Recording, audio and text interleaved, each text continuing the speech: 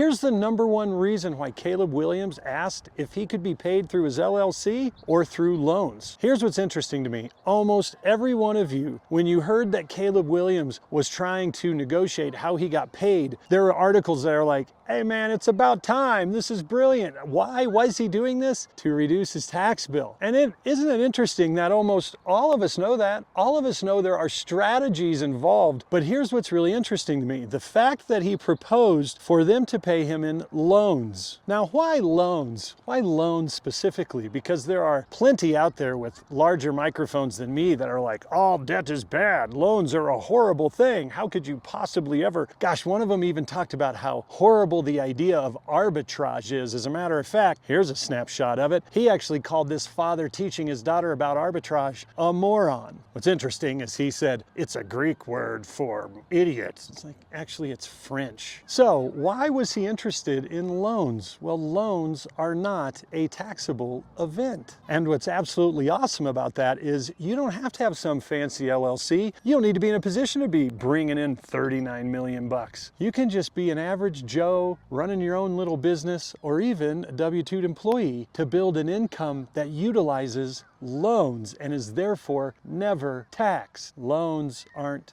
taxable. So how do you do that? You do that by leveraging the one and only product in all of tax code. It's not just like my opinion. It's not just one of many that I choose to talk about. It's the only one in all of tax code. And it is why our politicians do this. It is why banks do this to the billions and billions of dollars. And it's certainly why the wealthy do this. They shove capital into insurance contracts. And one of the main reasons is when it's time to use that money, it is completely tax exempt. There are zero taxes because you leverage all that money via loans. And people go, oh, but loans are bad. No, they're not. Imagine having $1 million in your insurance and you take a loan for $60,000. And that loan rate is a simple interest rate that's below what your entire balance is earning. That's called arbitrage. And guess what? Banks do this all the time. And when you learn that you can leverage your retirement spend down and never pay $1 in taxes, and therefore you have no means testing on your Social Security, which means you get more Social Security, which you paid for, by the way, then you don't have to go out and chase the big returns. You don't have to take on all the crazy risk. You don't have to pay all the fees that go along with assets under management because you